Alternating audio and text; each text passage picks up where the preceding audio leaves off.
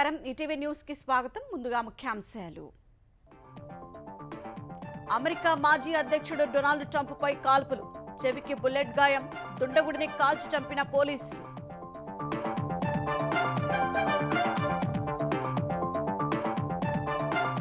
Visakha metro ప్రాజెక్టును పట్టాలెక్కించనున్న కూటమి ప్రభుత్వం. ఎన్హెచ్ఏఐతో కలిసి ప్రణాళికలు, సీఎం చంద్రబాబు సూచనతో డిపిఆర్లో మార్పులు. పోలవరం ఎడమ కాలువను పట్టించుకొని వైకాపా ప్రభుత్వం. మళ్లీ పనుల ప్రారంభానికి 2000 కోట్లు అవసరమని అధికారుల నివేదిక. పూర్తిస్థాయి బడ్జెట్ రూపకల్పనకు సిద్ధమవుతున్న తెలంగాణ ప్రభుత్వం. ఈ నెల 25 లేదా 27న ప్రవేశపెట్టే అవకాశం. వ్యవసాయం, విద్యుత్ శాఖలకు ప్రథమ ప్రాధాన్యం.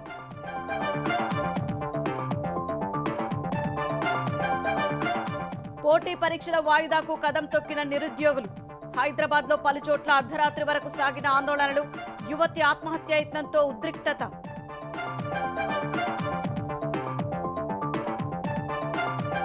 46 ఏళ్ల తర్వాత నేడు తెరుచుకోనున్న పూరిలోని రత్న భాండాగారం.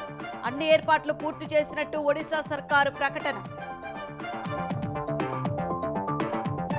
గత 3-4 ఏళ్లలో 8 కోట్ల ఉద్యోగాలు సృష్టించామన్న ప్రధాని. విపక్షాలు దేశ అభివృద్ధికి శత్రువులని వ్యాఖ్య. గాజాపై వైమానిక దాడులతో విరుచుకుపడిన ఇజ్రాయెల్. 90 మంది మృతి, 289 మందికి గాయాలు.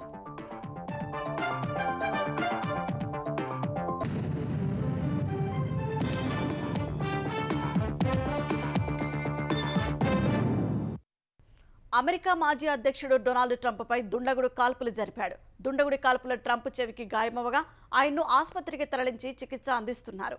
ఈ కాల్పుల ట్రంప్ ర్యాలీకి హాజరైన ఓ వ్యక్తి చనిపోయాడు. కాల్పులు జరిపిన వ్యక్తిని భద్రతా సిబ్బంది హతమార్చినట్లు సమాచారం. అమెరికా మాజీ అధ్యక్షుడు, రిపబ్లికన్ పార్టీ అభ్యర్థి డొనాల్డ్ ట్రంప్ పై దుండగుడు కాల్పులు జరిపాడు. పెన్సిల్వేనియాలో జరిగిన అమెరికా అధ్యక్ష ఎన్నికల ప్రచారంలో ఉండగా ట్రంప్ పై దుండగుడు కాల్పులు జరిపాడు. వేదికపై ట్రంప్ మాట్లాడుతుండగా ఒక్కసారిగా ఆగంతుకుడు తుపాకీతో కాల్పులకు తెగబడ్డాడు. ఈ దాడిలో ట్రంప్నకు కుడి చెవికి బుల్లెట్ తగిలి గాయమైంది. వెంటనే అప్రమత్తమైన భద్రతా సిబ్బంది ట్రంప్ను సురక్షితంగా వేదిక నుంచి తరలించారు. ఈ ప్రమాదంలో డొనాల్డ్ ట్రంప్ సురక్షితంగా ప్రాణాలతో బయటపడ్డారు.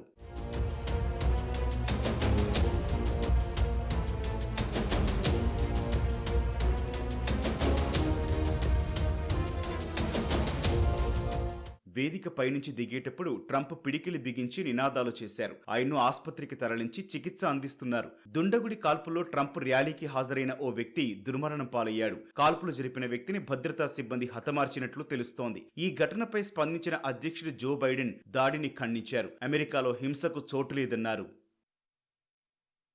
ఎన్నికల వేళ ఇచ్చిన మాట ప్రకారం అభివృద్ధి వికేంద్రీకరణకు కూటమి ప్రభుత్వం చర్యలు చేపడుతోంది. రాజధాని అమరావతికి పూర్వ వైభవం తెచ్చేలా ప్రణాళికలు సిద్ధం చేస్తున్న సర్కార్ ఇప్పుడు విశాఖ అభివృద్ధిపై దృష్టి సారించింది. మెట్రో రైలు ప్రాజెక్టుని ముందుకు తీసుకెళ్లేందుకు ప్రణాళికలు రచిస్తోంది. డిపిఆర్లో కొన్ని మార్పులు చేసి ఎన్హెచ్ఐతో కలిసి ముందుకు వెళ్లేందుకు ప్రయత్నాలు చేస్తోంది. విశాఖ నగరాభివృద్ధికి కూటమి ప్రభుత్వం కీలక నిర్ణయాలు తీసుకుంటోంది. ప్రజా రవాణా సౌకర్యాన్ని మెరుగుపరిచేందుకు మెట్రో రైలు ప్రాజెక్టును పట్టాలెక్కించనుంది. ముఖ్యమంత్రి చంద్రబాబు సూచనల మేరకు ఈ ప్రాజెక్టుకు సంబంధించి గత డిజైన్లలో అధికారులు కొన్ని మార్పులు చేయనున్నారు. జాతీయ రహదారుల ప్రాధికార సంస్థ నిర్మించే పై వంతెనలకు అనుసంధానంగా మెట్రో డిజైన్లు ఉండేలా చర్యలు తీసుకోనున్నారు. ఈ మేరకు ఎన్హెచ్ఏఐతో సమన్వయంతో ముందుకెళ్లేందుకు వీలుగా ప్రణాళిక రచిస్తున్నారు. మెట్రోకు సంబంధించి సమగ్ర ప్రాజెక్టు నివేదికలోనూ కొన్ని మార్పులు చేసే అవకాశం ఉంది. సీఎం చంద్రబాబు విశాఖ పర్యటన అనంతరం ఈ ప్రాజెక్టులో కదలిక వచ్చింది. ఉత్తరాంధ్ర ప్రాజెక్టులపై సమీక్ష సందర్భంగా మెట్రో పనుల్ని ముందుకు తీసుకువెళ్లారన్న తన ఆలోచనలను చంద్రబాబు ఏపీ మెట్రో రైలు కార్పొరేషన్ ఎండీ యూజేఎం రావుకు తెలియజేశారు. ట్రాఫిక్ రద్దీ నియంత్రణకు నగర పరిధిలో పలుచోట్ల పైవంతెనల నిర్మాణానికి ఎన్హెచ్ఏఐ ఇప్పటికే ప్రతిపాదనలు సిద్ధం చేసింది. వాటిని నిర్మించాక మెట్రో కోసం మళ్లీ వంతెనలు నిర్మిస్తే ఇబ్బందులు తలెత్తవచ్చన్న అభిప్రాయాన్ని వ్యక్తం చేశారు. ఉన్న వాటిని కూల్చడం, మళ్లీ కొత్తగా నిర్మించడం తరలించడం వంటివి ఆర్థికంగా నష్టం కలిగించడంతో పాటు సమస్యలు తెచ్చిపెడతాయని భావించారు. ఈ నేపథ్యంలో ఇటు ఎన్హెచ్ఏఐకు అటు మెట్రోకు ఉపయోగపడేలా నిర్మాణాలు చేపట్టాలని సూత్రప్రాయంగా సీఎం ఆ సమీక్షలో తెలియజేశారు. ప్రస్తుతం విశాఖలో ఎన్హెచ్ఏఐ 12 పైవంతెనలు నిర్మించేందుకు డిపిఆర్ రూపొందించింది. ఆయా చోట్ల స్తంభాల చుట్టుకొలత పెంచడం, అదనంగా నిర్మించడం, వంతెనల పొడవు వెడల్పుల్లోనూ కొన్ని మార్పులు చేయనున్నారు. త్వరలో వాటిపై స్పష్టత రానుంది. గత వైకాపా ప్రభుత్వ హయాంలో విశాఖ మెట్రో రైలు ప్రాజెక్టు తీవ్ర నిర్లక్ష్యానికి గురైంది. విజయవాడలోని కార్యాలయాన్ని విశాఖకు తరలించడం తప్ప మరే పని జరగలేదు. 2017లోనే అప్పటి తెలుగుదేశం ప్రభుత్వం ప్రీ బిడ్ సమావేశం నిర్వహించింది. 2018లోనే అర్హత కలిగిన 5 నిర్మాణ సంస్థలు ఆసక్తి చూపగా SL infra consortium financial bid దాఖలు చేసింది. ప్రాజెక్టు పట్టాలెక్కే సమయంలో ఎన్నికలు రావడం, తర్వాత పరిణామాలతో మొత్తం ప్రక్రియ ఆగిపోయింది. 2019లో వైకాపా ప్రభుత్వం వచ్చాక గతంలో పిలిచిన టెండర్లతో పాటు డిపిఆర్ ను రద్దు చేసి మళ్లీ కొత్తగా చేపట్టారు. నాటి తెలుగుదేశం ప్రభుత్వం 46 కిలోమీటర్లలో మొదటి దశ ప్రాజెక్టు పూర్తి చేయాలని నిర్ణయించగా వైకాపా ప్రభుత్వం గొప్పలకు పోయి అనకాపల్లి నుంచి భోగాపురం వరకు 140.13 కిలోమీటర్లకు మార్చింది. ప్రస్తుతం కూటమి ప్రభుత్వం మొదటగా స్టీల్ ప్లాంట్ నుంచి కొమ్మాది వరకు 46 కిలోమీటర్ల కారిడార్ నిర్మించి ఆ తర్వాత భోగాపురం విమానాశ్రయానికి ఎయిర్ ట్రాఫిక్ పెరిగే సమయానికి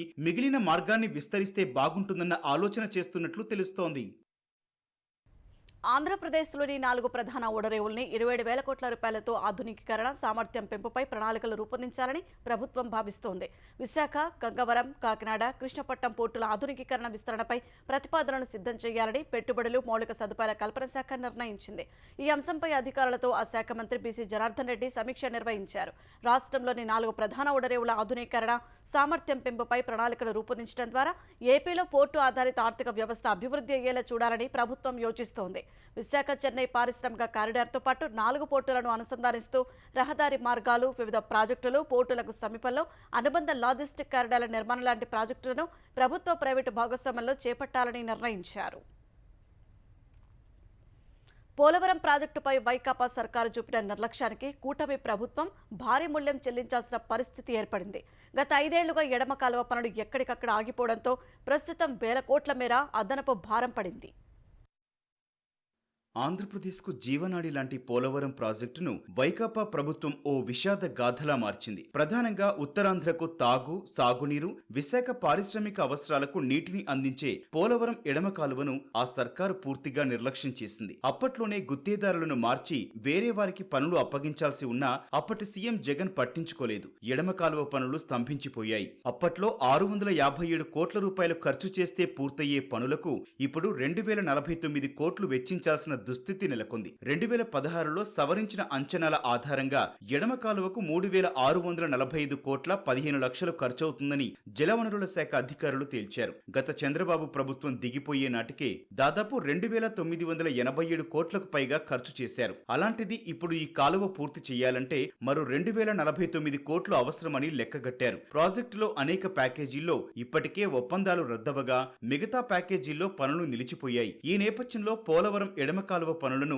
ఎలా పట్టాలెక్కించాలనే విషయంపై మంత్రి నిమ్మల రామానాయుడు అధికారులతో సమీక్షించారు. పోలవరం ప్రధాన డ్యాం నిర్మాణం పూర్తయితే ఎడమ కాలువ ద్వారా 4 లక్షల ఎకరాల ఆయకట్టుకు నీటిని అందించవచ్చు. మొత్తం 214 కిలోమీటర్ల మేర తూర్పు గోదావరి, కాకినాడ, కోనసీమ, అనకాపల్లి జిల్లాల మీదుగా ఈ కాలువ ప్రవహిస్తుంది. కాలువ మార్గంలో 560 గ్రామాలకు మంచినీటి వసతి ఏర్పడుతుంది. పోలవరం ప్రాజెక్టు నుంచి సాగుకు 84.808 టీఎంసీలు, పారిశ్రామిక అవసరాలకు 23.44 టీఎంసీలు అందించేలా ఈ కాలువ తవ్వకాలు చేపట్టారు. ప్రస్తుత ఆర్థిక సంవత్సరానికి పూర్తిస్థాయి తెలంగాణ రాష్ట్ర బడ్జెట్ సిద్ధమవుతోంది. ఈ నెల 25 లేదా 27న శాసనసభలో ప్రవేశపెట్టే అవకాశాలున్నాయి. ఈ నెల 23న కేంద్రం పార్లమెంటులో 2024-25 ఆర్థిక సంవత్సరానికి పూర్తి బడ్జెట్ను ప్రవేశపెడుతోంది. అందులో రాష్ట్రానికి ఎంతమేర నిధులు దక్కుతాయనే అంచనాల ప్రకారం రాష్ట్ర బడ్జెట్ ప్రతిపాదనలను ఖరారు చేస్తామని ఆర్థిక శాఖ వర్గాలు తెలిపాయి. సార్వత్రిక ఎన్నికలు ముగియడంతో తెలంగాణ ప్రభుత్వం పూర్తిస్థాయి బడ్జెట్ ను ప్రవేశపెట్టేందుకు రంగం సిద్ధం చేసింది. ఎన్నికల్లో ఇచ్చిన గ్యారంటీ హామీలను పక్కాగా అమలు చేసేలా రాష్ట్ర బడ్జెట్ లో నిధులు కేటాయించేందుకు కసరత్తు జరుగుతోంది. వ్యవసాయం, నీటిపారుదల, విద్యుత్ శాఖలకే భారీగా నిధులు దక్కనున్నాయి. వాటికే 90,000 కోట్లకు పైగా కావాలని అంచనా. ప్రభుత్వం ప్రతిష్టాత్మకంగా భావిస్తోన్న రైతు రుణమాఫీ, రైతు భరోసా, సాగునీటి ప్రాజెక్టులు, ఉచిత విద్యుత్కు ఈ ఏడాది అధిక వ్యయం చేయనుంది. రుణమాఫీ పథకానికి రుణాల సేకరణ ప్రక్రియ ప్రక్రియను ఇప్పటికే ప్రారంభించింది. రాష్ట్ర బడ్జెట్లో ఆ పథకానికి కొంత సొమ్మును కేటాయించే అవకాశాలున్నాయి. రైతు భరోసాకు ఏటా బడ్జెట్లో 14,000 కోట్ల వరకు కేటాయిస్తున్నందున ఈ ఏడాది అంతకి తగ్గకుండా ఇవ్వాలని వ్యవసాయ శాఖ కోరుతోంది. మొత్తం వ్యవసాయ శాఖకు ఈ ఏడాది 55,000 కోట్ల వరకు కావాలనే అంచనాలున్నాయి. అందులో 31,000 కోట్లకు పైగా రుణమాఫీకే ఖర్చు చేయాల్సి ఉంటుంది. ఇక సాగునీటి ప్రాజెక్టుల నిర్మాణాల్లో ఇప్పటికే చాలా వరకు పనులు పూర్తయినే ఉన్నాయి. వాటికయ్యే తక్కువ మొత్తాన్ని ఖర్చు పెట్టి మిగిలిన పనులు పూర్తి చేస్తే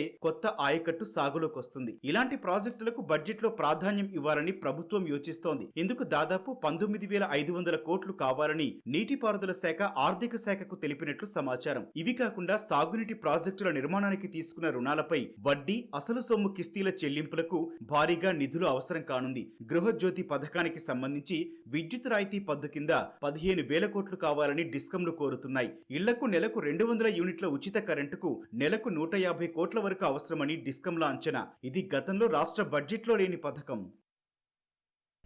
తెలంగాణలోని కల్లుగీత కార్మికుల రక్షణ కోసం ప్రభుత్వం ప్రత్యేక కిట్ను సిద్ధం చేసింది. తాటి ఈత చెట్లు ఎక్కే క్రమంలో ప్రమాదాల బారిన పడకుండా ఉండేందుకు కాటమయ్య రక్షణ కవచం పేరుతో నేటి నుంచి ఆ కిట్లను పంపిణీ చేయనుంది. రంగారెడ్డి జిల్లా అబ్దుల్లాపూర్మెట్ మండలం లష్కర్గూడలోని తాటివరంలో సీఎం రేవంత్ రెడ్డి గౌడ సోదరులకు ఈ రక్షణ కిట్లు అందించనున్నారు. 6 పరికరాలతో కూడిన కాటమయ్య రక్షణ కిట్ను హైదరాబాద్ ఐఐటీతో కలిసి ప్రైవేట్ సంస్థ తయారు చేసింది. ఈ కిట్లో తాడు, క్లిప్పులు, handles, sling bag, leg loop వంటివన్నీ వేర్వేరుగా ఉంటాయి. ప్రస్తుతం గీత కార్మికులు ఉపయోగిస్తున్న మోకు తరహాలోనే సులువుగా తాళ్లు ఎక్కేందుకు ఈ కిట్టు దోహదపడుతుంది. బీసీ సంక్షేమ శాఖ, ఎక్సైజ్ శాఖల ఆధ్వర్యంలో గత 15 రోజులుగా 50 మందితో ఆ కిట్లపై లష్కర్గూడలో ట్రయల్ రన్ నిర్వహించారు. ఈ కిట్లు గీతా కార్మికుల రక్షణకు దోహదపడతాయని ప్రభుత్వం భావిస్తోంది. దేశమంతా అత్యంత ఆసక్తిగా ఎదురుచూస్తున్న ఒడిశాలోని పూరి శ్రీక్షేత్ర రత్న భాండాగారం రహస్యగది తెరిచేందుకు రంగం సిద్ధమైంది. నేడు రత్న భాండాగారం తెరుచుకోనుంది. ఆ మేరకు జస్టిస్ విశ్వనాథ్ రథ్ అధ్యక్షతన 16 మందితో ఏర్పాటు చేసిన కమిటీ నిర్ణయం తీసుకుంది. శ్రీక్షేత్రంలో జగన్నాథునికి నిత్యం 119 మూలికా సేవలు జరుగుతాయి. ఎట్టి పరిస్థితుల్లోనూ సేవలకు అంతరాయం కలగకూడదు. ప్రస్తుతం పూరిలో రథయాత్ర జరుగుతోంది. 19 వరకు జగన్నాథ, బలభద్ర, సుభద్రలు ఆలయం వెలుపల ఉంటారు. ఈ నేపథ్యంలో అధికారులు చేపట్టనున్న లెక్కింపునకు ఎన్ని రోజులు పడుతోంది, ఎవరు పాల్గొంటారు, భాండాగారం మరమ్మతులు, లెక్కింపు ఒకేసారి జరగనుందా తదితర వివరాలు వెల్లడి కాలేదు. భాండాగారం తలుపులు తెరవడానికి ఎంతమంది వెళ్తారన్న దానిపై ఇంకా స్పష్టత లేదు. 46 ఏళ్ల తర్వాత రహస్యగది తెరవనుండటంతో లోపల నాగుపాముల వంటి భారీ విషసర్పాలు ఉంటాయని అనుమానిస్తున్నారు. ముందు జాగ్రత్తగా పాములు పట్టే నిపుణులను సిద్ధం చేశారు. విషసర్పాల వల్ల వారికి ఎలాంటి ప్రమాదం లేకుండా సత్వరం వైద్యం అందించేందుకు ఏర్పాట్లు చేశారు. ఈ ప్రక్రియ అంతా పూర్తి చేయడానికి మార్గదర్శకాలు జారీ కానున్నాయి. ఈసారి వివరాల నమోదును డిజిటలైజేషన్ చేస్తామని ఒడిశా న్యాయశాఖ మంత్రి పృథ్వీరాజ్ హరిచందన్ తెలిపారు. డిఎస్సి గ్రూప్ 2 పరీక్షలను వాయిదా వేయాలని డిమాండ్ చేస్తూ నిరుద్యోగ అభ్యర్థులు శనివారం రాత్రి హైదరాబాద్ చిక్కడపల్లిలోని నగర కేంద్ర గ్రంథాలయం వద్ద మెరుపు ఆందోళనకు దిగారు. అనంతరం అక్కడి నుంచి ర్యాలీగా బయలుదేరి ఆర్టీసీ క్రాస్ రోడ్డు మీదుగా అశోక్ నగర్ క్రాస్ రోడ్డుకు చేరుకున్నారు. వందల మంది అభ్యర్థులు గ్రూప్ 2, 3 పోస్టుల సంఖ్యను పెంచాలని, డిఎస్సిని వాయిదా వేయాలని నినాదాలు చేస్తూ బైఠాయించారు. అశోక్ నగర్ వద్ద ఆందోళనలో ఒక యువతి నిద్రమాత్రలు మింగి ఆత్మహత్యయత్నం చేయడంతో ఆమెను వెంటనే గాంధీ ఆసుపత్రికి తరలించారు. సీఎం రేవంత్ రెడ్డి ఇటీవల చేసిన వ్యాఖ్యలు సరికాదంటూ విద్యార్థులు నినదించారు. ధర్నా కారణంగా అశోక్ నగర్ ప్రాంతంలో ట్రాఫిక్ స్తంభించడంతో వాహనాల రాకపోకలకు తీవ్ర అంతరాయం కలిగింది. దీంతో పోలీసులు అక్కడికి చేరుకొని పరిస్థితిని అదుపులోకి తెచ్చారు. మరోవైపు డిఎస్సి వాయిదా వేయాలనే డిమాండ్తో ఓయూతో పాటు దిల్సుఖ్ నగర్ బస్టాప్ వద్ద కూడా నిరుద్యోగులు ఆందోళనలు చేశారు. డిసెంబర్లో పెట్టాలి, ఇది ప్రధానమైన డిమాండ్. ఇది గత 4 రోజులుగా మేము గత 3 నెలలుగా ప్రభుత్వాన్ని వినిపిస్తున్నాం. ప్రభుత్వం కూడా మాకు 6 నెలలుగా మమ్మల్ని మభ్య పెడుతుంది. కాబట్టి మాకు ఒకటే ప్రధానమైన డిమాండ్, గ్రూప్ 2, 3 పోస్టులు పెంచి ఎగ్జామ్ డిసెంబర్లో పెట్టాలి. గౌరవనీయులు ముఖ్యమంత్రి గారికి మీరు ఇప్పటిదాకా మీకు సానుకూలమైన రోజుల కోసం లోకల్ బాడీ కండక్ట్ చేయట్లా, అంటే లోకల్ బాడీకి ఎలక్షన్ పెడితే నువ్వు ఎక్కడ పడుతుంది, నువ్వు ఎంత భయపడుతున్నావో మా జీవితాలు కూడా ఎమ్మడెమ్మడి ఎగ్జామ్స్ పెడితే మేము కూడా అంత భయపడుతున్నాం. దయచేసి మీరు అర్థం చేసుకొని మా విజ్ఞప్తి తీసుకొని మీరు ఎక్కడ పడితే అక్కడ మాట్లాడుకునే డిసెంబర్ ఎగ్జామ్ గ్రూప్ 2 పెట్టాలని కోరుతున్నాను. స్లాట్ బుక్ అయినా కూడా సెప్టెంబర్లో మాకు డిఎస్సి పెట్టండి, అక్టోబర్లో గ్రూప్ 1 మెయిన్స్ పెట్టండి, డిసెంబర్లో గ్రూప్ 2 పెట్టండి. దయచేసి మాకు 45 రోజులైన సమయం ఇవ్వండి. స్లాట్ బుక్ అయినా కూడా మీరు వెనక్కు తీసుకొని ఆఫ్లైన్లో కూడా ఎగ్జామ్ పెట్టేటువంటి ఛాయిస్ ఉంది. దయచేసి సమస్య పరిష్కారం గురించి ఆలోచించండి, కానీ ట్యూషన్ల గురించి ఆలోచించండి. ఈ పద్ధతి కాదు. గ్రూప్స్ అభ్యర్థులు నిరుద్యోగుల మొర ఆలకించాలని సీఎం రేవంత్ రెడ్డికి మరోసారి విజ్ఞప్తి చేస్తున్నారని మాజీ మంత్రి హరీష్ అన్నారు. భేషజాలకు పోకుండా వారి జీవితాలను భవిష్యత్తును దృష్టిలో ఉంచుకొని సమస్యకు పరిష్కారం చూపాలని ఎక్స్ వేదికగా కోరారు. గ్రూప్స్ అభ్యర్థులు నిరుద్యోగులను చర్చలకు పిలిచి వారి బాధను డిమాండ్లను అర్థం చేసుకునే ప్రయత్నం చేయాలని విజ్ఞప్తి చేశారు. అంతేకాని వారిని రెచ్చగొట్టే విధంగా కించపరిచే విధంగా మాట్లాడి అబాసుపాలు కావద్దని హితవు పలికారు. వారు ధైర్యం కోల్పోయే విధంగా వ్యవహరించకండని సూచించారు. పోలీసు బలగాలు, లాఠీలు, ఇనుప కంచెలు, బ్యారికేడ్లతో విద్యార్థుల పోరాటాన్ని అణిచివేసే ప్రయత్నం ఫలించకపోగా అది మరింత ఉధృతం అవుతుందన్నారు. గ్రూప్స్ అభ్యర్థులు నిరుద్యోగులను ఇబ్బందులకు గురిచేసినా వారిపై భౌతిక దాడులకు పాల్పడినా తాము చూస్తూ ఊరుకోబోమని ప్రభుత్వాన్ని హెచ్చరించారు. సీఎం రేవంత్ రెడ్డి యువతను అవమానించారని భారత నేత క్రిషాంక్ మండిపడ్డారు. గ్రూప్ పరీక్షల వాయిదాపై నిరసనలు చేస్తున్న వారు ఎలాంటి పరీక్షలకు హాజరు కాలేదని అబద్ధాలు చెప్పడం సిగ్గుచేటన్నారు. నిరుద్యోగ యువత సమస్యలను పరిష్కరించకుండా సీఎం స్వయంగా కవ్వింపు చర్యలకు పాల్పడుతున్నారని మండిపడ్డారు. కాంగ్రెస్ ప్రభుత్వంలో ఎక్కడ చూసినా అవినీతి, చీకటి ఒప్పందాలే కనిపిస్తున్నాయని భాజపా తెలంగాణ శాసనసభాపక్ష నేత ఏలేటి మహేశ్వర్ రెడ్డి ధ్వజమెత్తారు. జవాబుదారీతనం, పారదర్శకత లేకుండా ప్రభుత్వం నడుస్తోందని ఆరోపించారు. ప్రజాపాలన పేరున్న రాక్షస పాలన నడుస్తోందన్న ఆయన కేంద్ర అమృత్ నిధులను గ్లోబల్ టెండర్లు లేకుండా ఇచ్చారన్నారు. ఇందులో 1200 కోట్ల కుంభకోణం జరిగిందని మహేశ్వర్ రెడ్డి ఆరోపించారు. కొడంగల్ ఎత్తిపోతల పథకం కాంట్రాక్టుతో సహా అవినీతి టెండర్లను రద్దు చేసి గ్లోబల్ టెండర్లను పిలవాలని మహేశ్వర్ రెడ్డి డిమాండ్ చేశారు. ఎన్ని కుంభకోణాలు బయటపెట్టినా ఈ రాష్ట్ర ప్రభుత్వ పరిస్థితి దున్నపోతు మీద వాన పడ్డట్టుగా ఉన్నది. 1135 కోట్ల 33 లక్షలు కేఎన్ఆర్ కన్స్ట్రక్షన్ కి మీ తమ్ముడు తిరుపతి రెడ్డికి కల్పించిన మాట వాస్తవం కాదా? మీ ప్రియ మిత్రుడు మెగా కృష్ణారెడ్డి ఈ 1270 కోట్ల 60 లక్షలు ఇచ్చిన మెగా కృష్ణారెడ్డి మీద గతంలో నువ్వు ఆయన జైలుకు పంపిస్తాంటివి కదా. ఈ రోజు నీకు సన్నిహితుడు అయిపోయాయి. ఈ టెండర్లు క్యాన్సిల్ చేసి వారం రోజుల లోపల ఫ్రెష్ గా గ్లోబల్ టెండర్ ఇవ్వాల్సిందిగా మేము డిమాండ్ చేస్తా ఉన్నాం. లేని పక్షంలో ప్రజాపక్షాన మేము నిలబడతాం. ఆంధ్రప్రదేశ్ విభజన చట్టం ప్రకారం కాజీపేటలో రైల్వే కోచ్ ఫ్యాక్టరీ ఏర్పాటు చేయాలని భారత సీనియర్ నేత వినోద్ కుమార్ డిమాండ్ చేశారు. వచ్చే బడ్జెట్లోనైనా ప్రకటించాలని కోరారు. ఆంధ్రప్రదేశ్కు crude oil refinery, petrochemical complex ను బడ్జెట్లో కేటాయించడం మంచి పరిణామమైన వినోద్, మరి విభజన చట్టం షెడ్యూల్ 13 ప్రకారం తెలంగాణకు కూడా రావాల్సినవి కేటాయించాలన్నారు. 10 ఏళ్లుగా తాము అడుగుతున్నా తెలంగాణకు కేంద్రం ఏమీ ఇవ్వలేదన్నారు. తెలుగుదేశంపై భాజపా ఆధారపడినందునే ఏపీకి నిధులు కేటాయిస్తున్నారని వినోద్ చెప్పారు. ఏ పార్టీపైన ఆధారపడటం లేదు కాబట్టి తెలంగాణకు మొండి చేయి చూపిస్తున్నారా అని ప్రశ్నించారు. 60,000 కోట్ల రూపాయలకు సంబంధించిన రిఫైనరీ, బీపీసీఎల్ ఆంధ్ర ప్రాంతానికి మరి ఇచ్చిండ్రు. మరి అదే స్థాయిలో తెలంగాణ రాష్ట్రం ఉంది కదా, కాజీపేటలో కోచ్ ఫ్యాక్టరీ కావాలని ఒక 30 ఏళ్ళు కొట్లాడినాం. ఆ రోజు దీన్ని మేము ఈ విభజన చట్టంలో తప్పనిసరి మా హామీ ఉండాలని చెప్పినాం. మరి చంద్రబాబు నాయుడు గారు పై ఆధారపడ్డారు కాబట్టే ఇవాళ మేము అక్కడ ఇస్తాం, మరి ఇక్కడ మేము మీ పైన ఆధారపడలేదు కదా అని అనుకుంటుంది ఆ బీజేపీ పార్టీ. తెలంగాణ ప్రజలు కూడా 8 మంది ఎంపీలను గెలిపించారు కదా మీ పార్టీకి, బీజేపీ పార్టీకి. ఆంధ్రప్రదేశ్లో 60 లక్షల మంది రైతులతో ప్రకృతి వ్యవసాయం చేయించడం లక్ష్యంగా పనిచేస్తున్నట్లు వ్యవసాయ శాఖ మంత్రి అచ్చెన్నాయుడు తెలిపారు. పోర్చుగల్కు చెందిన ప్రఖ్యాత గుల్బెంకియాన్ అవార్డు ఫర్ హ్యూమానిటీస్ ను దక్కించుకున్న ఏపీ సీఎన్ఎఫ్ ప్రతినిధులకు మంత్రి అభినందనలు తెలిపారు. పర్యావరణాన్ని, రైతుల సంక్షేమాన్ని దృష్టిలో ఉంచుకుని 2016లో అప్పటి తెలుగుదేశం ప్రభుత్వం ప్రకృతి వ్యవసాయాన్ని ప్రోత్సహించిందని, దాని ఫలాలు ఇప్పుడు అందుతున్నాయని అచ్చెన్నా అన్నారు. ప్రస్తుతం ఏపీలో చేపట్టిన ప్రకృతి వ్యవసాయానికి అంతర్జాతీయ స్థాయి అవార్డు రావడం సంతోషదాయకమని వ్యాఖ్యానించారు. ప్రకృతి వ్యవసాయం చేస్తున్న 10 లక్షల మంది రైతుల ప్రతినిధిగా నాగేంద్రమ్మ ఈ అవార్డును అందుకోవటం మహిళా సాధికారతకు నిదర్శనమని తెలిపారు. ఈ అవార్డు కింద ప్రకటించిన నిధిని అంతర్జాతీయ స్థాయిలో ప్రకృతి వ్యవసాయ విస్తరణకు వినియోగిస్తామని స్పష్టం చేశారు. పల్నాడు జిల్లా పిడుగురాలలో ఆంధ్రప్రదేశ్ మున్సిపల్ శాఖ మంత్రి నారాయణ రెండోసారి పర్యటించారు. పట్టణంలో డయేరియా తీవ్రంగా నమోదవుతున్న మారుతినగర్, లెనిన్ నగర్లో మున్సిపల్ అధికారులతో కలిసి మంత్రి తనిఖీలు చేశారు. కాలనీలో మురుగు కాలువలు అస్తవ్యస్తంగా ఉండటంపై అసంతృప్తి వ్యక్తం చేశారు.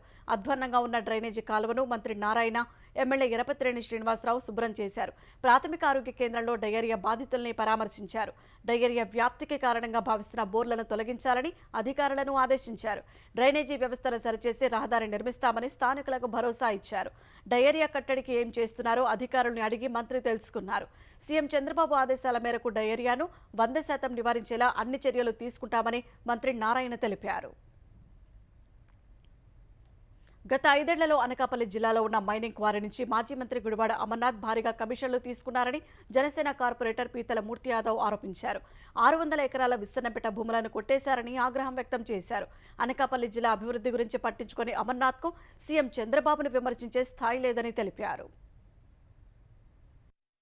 అమర్ కేవలం అనకాపల్లికి టూరిస్ట్ వీసాల మీద వెళ్ళి వచ్చేటట్టు ప్రవర్తించాడు కానీ ఏ రోజు కూడా అనకాపల్లి అభివృద్ధి గురించి కానీ పోలవరం గురించి కానీ ఉత్తరాంధ్ర సుజల స్రవంతి గురించి కానీ ప్రయత్నించి ఆ పనులు చేపట్టి కనీసం కార్యరూపం దాల్చేటువంటి స్థితికి కూడా ఈ యొక్క అమర్ ఎప్పుడైనా ఆలోచించాడా అసలు? తల్లికి వందనం పథకంపై వైకాపా చేస్తున్న దుష్ప్రచారాన్ని కాంగ్రెస్ పార్టీ ఏపీ అధ్యక్షురాలు షర్మిల ఎక్స్ వేదికగా తిప్పికొట్టారు. తల్లికి వందనం ఉత్తర్వులపై కూటమి ప్రభుత్వాన్ని అడిగితే వైకాపా నేతలకు అసహనం ఎందుకని ఆమె ప్రశ్నించారు. కాంగ్రెస్ తో ఒక పార్టీ అంటూ వ్యాఖ్యలు చేయడం వైకాపా అవగాహన రాహిత్యం అంటూ ట్వీట్లో పేర్కొన్నారు. వైకాపా నేతల వ్యాఖ్యలు చూస్తే పచ్చకామల సామెత గుర్తుకొస్తోందని షర్మిల ఎద్దేవా చేశారు. కాంగ్రెస్ పార్టీ పెట్టిన మీడియా సమావేశం వల్లే రాష్ట్ర ప్రభుత్వం తల్లికి వందనంపై వివరణ ఇచ్చుకుందని వెల్లడించారు. ప్రతిపక్షంగా తల్లుల పక్షాన కాంగ్రెస్ పార్టీ నిలబడిందని ఆమె పేర్కొన్నారు. 2019 ఎన్నికల కంటే ముందు జగన్ ఇంట్లో 2 బిడ్డలకు అమ్మఒడి ఇస్తామని చెప్పలేదా అని ఆమె ప్రశ్నించారు.